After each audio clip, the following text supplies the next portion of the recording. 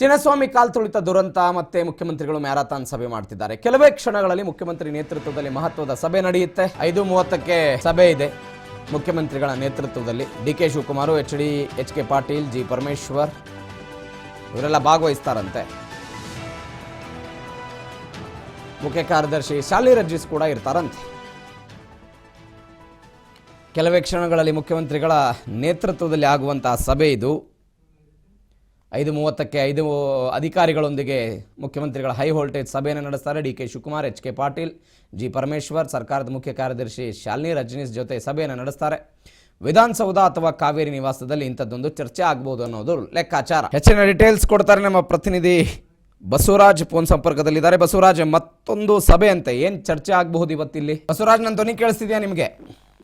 ಮತ್ತೊಂದು ಸಭೆ ಆಗ್ತಿದೆ, ಏನ್ ಚರ್ಚೆ ಆಗ್ಬಹುದು, ಏನ್ ನಿರೀಕ್ಷೆ ಇದೆ ಈ ಸಭೆಯಲ್ಲಿ? ಪ್ರವೀಣ್, ಇನ್ನೇನು ಕೆಲವೇ ಕ್ಷಣಗಳಲ್ಲಿ ಸಿಎಂ ಸಿದ್ದರಾಮಯ್ಯನವರ ಒಂದು ನಿವಾಸದಲ್ಲಿ ಸಭೆ ಕೂಡ ಆಯೋಜನೆ ಆಗಿರ್ತಕ್ಕಂಥದ್ದು. ಅದರಲ್ಲಿ ಪ್ರಮುಖವಾಗಿ ಗೃಹ ಸಚಿವರಾಗಿರ್ತಕ್ಕಂಥ ಪರಮೇಶ್ವರ್ ಅವರು, ಮತ್ತೆ ಕಾನೂನು ಸಚಿವರಾಗಿರ್ತಕ್ಕಂಥ ಎಚ್.ಕೆ. ಪಾಟೀಲ್ರು, ಮತ್ತೆ ಸರ್ಕಾರದ ಮುಖ್ಯ ಕಾರ್ಯದರ್ಶಿಗಳಾಗಿರ್ತಕ್ಕಂಥ ಶಾಲಿನಿ ರಜನೀಶ್ ಅವರಾಗಿರ್ಬೋದು, ಮತ್ತೆ ಹಿರಿಯ ಅಧಿಕಾರಿ ಜೊತೆ ಕೂಡ ಒಂದು ಮೀಟಿಂಗ್ ಅನ್ನು ಕೂಡ ಆಯೋಜನೆ ಮಾಡಿರ್ತಕ್ಕಂಥದ್ದು. ಅದರಲ್ಲಿ ಪ್ರಮುಖವಾಗಿ ನಾಳೆ ಈ ಒಂದು ಚಿನ್ನಸ್ವಾಮಿ ಸ್ಟೇಡಿಯಂ ಪ್ರಕರಣಕ್ಕೆ ಸಂಬಂಧಪಟ್ಟಂತೆ ನ್ಯಾಯಾಲಯದಲ್ಲಿ ಅರ್ಜಿ ಕೂಡ ಬರಲಿದೆ. ಅದರಲ್ಲಿ ಸರ್ಕಾರ ಒಂದಿಷ್ಟು ಏನೆಲ್ಲ ಕ್ರಮಗಳನ್ನ ಕೈಗೊಂಡಿತ್ತು ಅನ್ನುವಂಥದ್ದನ್ನು ಕೂಡ ವಿವರಣೆಯನ್ನ ಕೂಡ ಕೊಡಬೇಕಾಗಿದೆ, ಉತ್ತರವನ್ನು ಕೂಡ ಕೊಡಬೇಕಾಗಿದೆ.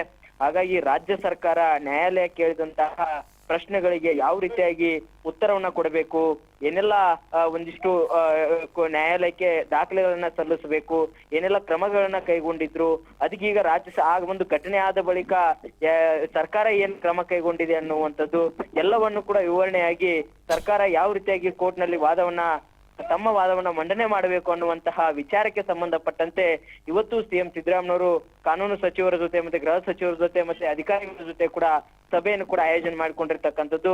ಅಲ್ಲಿ ಅವರ ಅಭಿಪ್ರಾಯನ ಪಡೆದುಕೊಂಡು ಸರ್ಕಾರದ ಪರ ವಕೀಲರಿಗೆ ಈ ರೀತಿಯಾಗಿರ್ತಕ್ಕಂಥ ವಾದವನ್ನ ಮಾಡಬೇಕು ಅನ್ನುವಂಥದ್ದನ್ನು ಕೂಡ ಮಾಹಿತಿಯನ್ನು ಕೂಡ ನೀಡಲಿದ್ದಾರೆ. ಹಾಗಾಗಿ ನಿನ್ನೆಯೂ ಕೂಡ ಡಿ.ಕೆ. ಶಿವಕುಮಾರ್ ಅವರು ಮತ್ತೆ ಗೃಹ ಸಚಿವರು ಮತ್ತೆ ಸರ್ಕಾರದ ಮುಖ್ಯ ಕಾರ್ಯದರ್ಶಿಗಳಾಗಿರ್ತಕ್ಕಂಥ ಶಾಲಿನಿ ರಜನೀಶ್ ಅವರು ಸೇರಿದಂತೆ ಸಭೆಯನ್ನು ಕೂಡ ನಿನ್ನೆ ಕೂಡ ನಡೆಸಿ ನ್ಯಾಯಾಲಯಕ್ಕೆ ಯಾವ ರೀತಿಯಾಗಿ ಸರ್ಕಾರದ ವಾದವನ್ನ ಮುಂದಿಡಬೇಕು ಅನ್ನುವಂಥದ್ದನ್ನು ಕೂಡ ನಿನ್ನೆ ಕೂಡ ಚರ್ಚೆ ನಡೆಸಿದ್ದಾರೆ.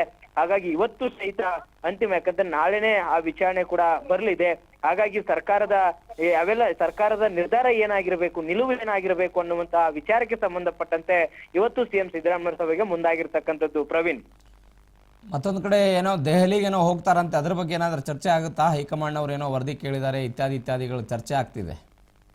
ಖಂಡಿತ ಪ್ರವೀಣ್, ಈಗ ನಾಳೆ ಸಿಎಂ ಸಿದ್ದರಾಮಯ್ಯ ದಿಢೀರ್ ದೆಹಲಿಯ ಪ್ರವಾಸವನ್ನು ಕೂಡ ಕೈಗೊಳ್ಳಲಿದ್ದಾರೆ. ಈಗಾಗಲೇ ಹೈಕಮಾಂಡ್ ನಾಯಕರು ಬುಲಾವ್ ಕೊಟ್ಟಂತ ಹಿನ್ನೆಲೆಯಲ್ಲಿ ಸಿಎಂ ಸಿದ್ದರಾಮಯ್ಯ ನಾಳೆಗೆ ದೆಹಲಿಗೆ ಕೂಡ ಪ್ರಯಾಣ ಬೆಳೆಸಿದ್ದಾರೆ. ಹಾಗಾಗಿ ಆ ಒಂದು ವಿಚಾರಕ್ಕೆ ಸಂಬಂಧಪಟ್ಟಂತೆ ಕೂಡ ಒಂದಿಷ್ಟು ವಿವರಣೆ, ಅಂದ್ರೆ ಸಂಪೂರ್ಣವಾಗಿರ್ತಕ್ಕಂಥ ವಿವರಣೆ ಅವತ್ತು ಇಲ್ಲಿ ವಿಧಾನಸೌಧದಲ್ಲಿ ನಡೆದಿರತಕ್ಕಂತ ಕಾರ್ಯಕ್ರಮದ ಘಟನೆ ಆಗಿರ್ಬೋದು, ಮತ್ತೆ ಚಿನ್ನಸ್ವಾಮಿ ಸ್ಟೇಡಿಯಂನಲ್ಲಿ ನಡೆದಿರತಕ್ಕಂತ 11 ಮಂದಿಯ ಸಾವಿನ ಪ್ರಕರಣಗಳಾಗಿರ್ಬೋದು, ಈ ಒಂದು ಪ್ರಕರಣಕ್ಕೆ ಸಂಬಂಧಪಟ್ಟಂತೆ ಅಲ್ಲಿ ಈಗಾಗಲೇ ಸರ್ಕಾರ ಏನೆಲ್ಲ ಕ್ರಮ ಕೈಗೊಂಡಿದೆ, ಅಧಿಕಾರಿಗಳನ್ನ ಸಸ್ಪೆಂಡ್ ಮಾಡೋದಾಗಿರ್ಬೋದು, ಮತ್ತೆ ಸಿಎಂ ರಾಜಕೀಯ ಕಾರ್ಯದರ್ಶಿ ಕಾರ್ಯನಿರ್ವಹಿಸಿರ್ತಕ್ಕಂಥ ಗೋವಿಂದರಾಜ್ ಅವರ ಸ್ಥಾನವನ್ನು ತೆರವುಗೊಳಿಸುವುದಾಗಿರ್ಬೋದು, ಮತ್ತೆ ಇನ್ನೂ ಕೂಡ ಅದು ನ್ಯಾಯಾಂಗ ತನಿಖೆಗಳನ್ನು ಕೂಡ ಅವಕ್ಕೂ ಕೂಡ ಆದೇಶವನ್ನು ಕೊಟ್ಟಿದ್ದಾರೆ. ಈಗಾಗಲೇ ತನಿಖೆ ಕೂಡ ಕೈಗೊಂಡಿರ್ತಕ್ಕಂಥದ್ದು.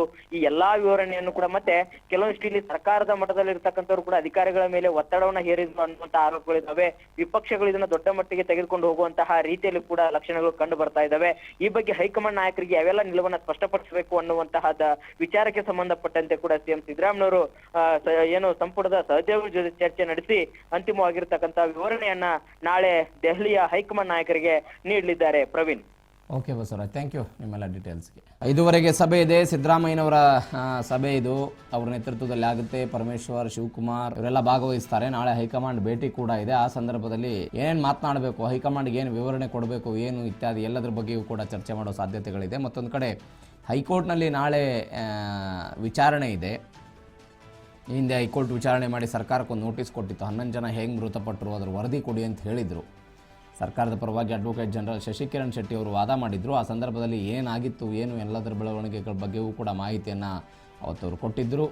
ಅದಾದ ನಂತರ 10ನೇ ತಾರೀಕಿಗೆ ಅದನ್ನು ಮುಂದೂಡಲಾಗಿತ್ತು. ನಾಳೆ ವಿಚಾರಣೆ ಇದೆ, ಇವತ್ತು ಸಭೆ ಇದೆ.